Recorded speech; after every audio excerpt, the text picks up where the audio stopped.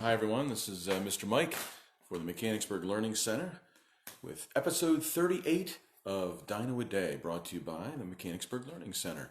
I'm Mr. Mike, children's author, dino lover, and dinosaur game show host, among other things. So thanks for tuning in and watching live. Today we're talking about not the first dinosaur ever discovered, but number 2.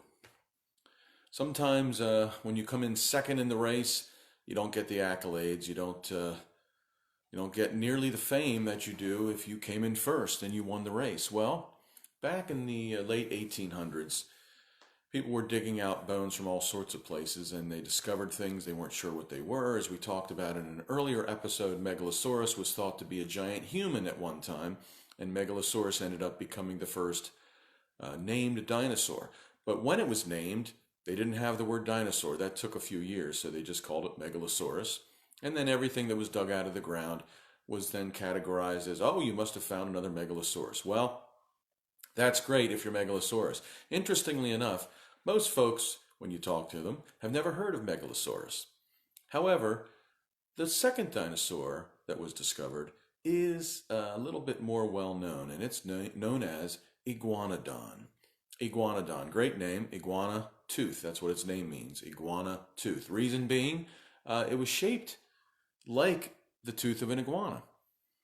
And the way iguana teeth are shaped, let's see if I can show this to you, are more rounded, okay, with a little bit serrated edges. They're perfect for biting into plants. Here is what Iguanodon looks like. Okay, you will notice that it is a duckbill. You'll notice that it is not carnivorous. It does not have a huge head. And please note its hand. You see that black spike? That was a bit confusing for scientists for quite some time. They weren't exactly sure where it went. They discovered, and it wasn't near where it ended up being. They thought for a while that it should just go on the top of its head. So when Gideon Mantell, who discovered the first tooth, drew a picture of what he thought this animal looked like, he plopped a nice nose spike on top. So that took a while for them to figure out that it wasn't that. And then they moved it to the foot for a while. They said, no, no, no. And then in 1878, this was about nearly 50 years after the first teeth and bones were discovered, they found what we would call a treasure trove of iguanodon skeletons that looked like they had been buried by a flash flood. And here you had adults and younger ones and juveniles and all sorts of different aged iguanodons, so we could see what they looked like. And sure enough, there was the spike, but it was on the hand, not on the head. So it was originally discovered in 1822 by a gentleman named William Harding Benstead. Then Gideon Mantell located a couple of bones. For a while, there's more controversy. He had said that his wife actually discovered some teeth as she was out on a walk. And then later on, he said, no, that wasn't true. So there was a lot of strange things happening when bones were discovered.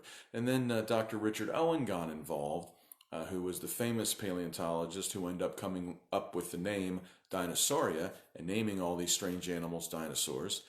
And for a while he said, no, this is not one of these giant beasts. This is something completely different. Then he came around, and he actually ended up using Iguanodon, and the first one discovered, Megalosaurus, and a third one that was discovered called Hylaeosaurus. He used those three to come up with this idea that there were these giant beasts that humans were not aware of and that we now refer to as dinosaurs. So it was very exciting times. But these are the things that take place when you're on the cutting edge of science and you have no idea what you just dug out of the ground because people had never heard of it before. New Year's Eve, 1853, a very special event took place. They were building they came to Benjamin Waterhouse Hawkins, and they said to this gentleman, we have these very interesting animals, and Dr. Richard Owen was involved. We have these very interesting animals that we would like to represent, and we would like to put them in a park so people can come see them. And they put them in London's Crystal Palace. And so Waterhouse Hawkins, he was in charge of making all these models. Now, mind you, he was making models of animals people had never seen, so they were basing this all on what the bones looked like. So he was using his artistic prowess to come up with what they looked like. So he came up with these gigantic sculptures that were going to be then placed in the garden so people could see them. And on New Year's Eve, 1853, he decided he was going to throw a little party because very soon these structures were going to be completed and they would be open to the public. So what he did was he invited a group of friends, 20 or so people, to have a feast. And where do they have the feast? Inside the Iguanodon model.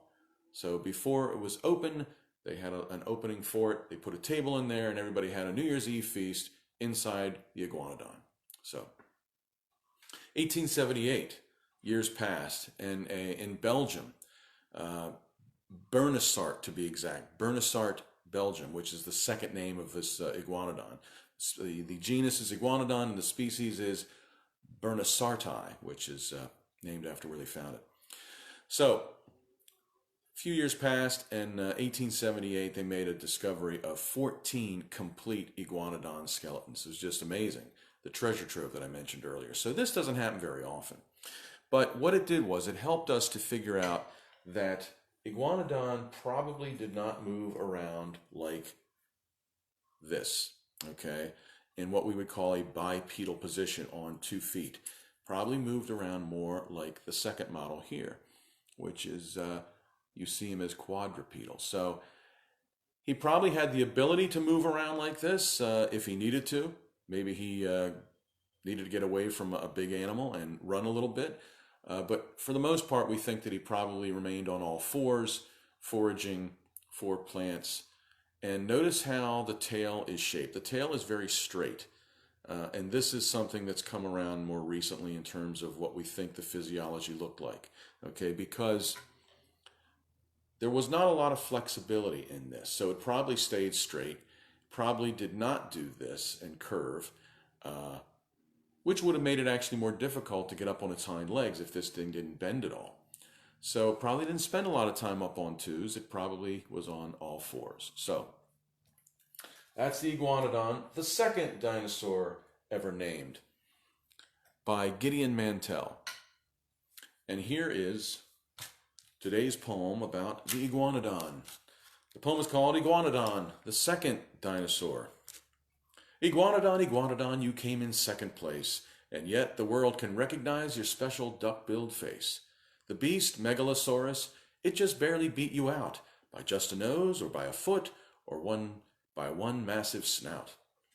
When we first found your tooth, initially it caused a stir, since all scientists did not agree, and they would not concur.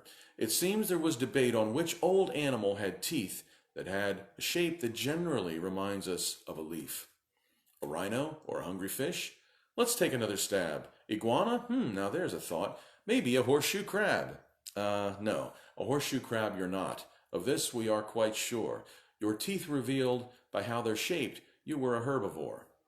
We found a spike and placed it on your head, but that looked dumb.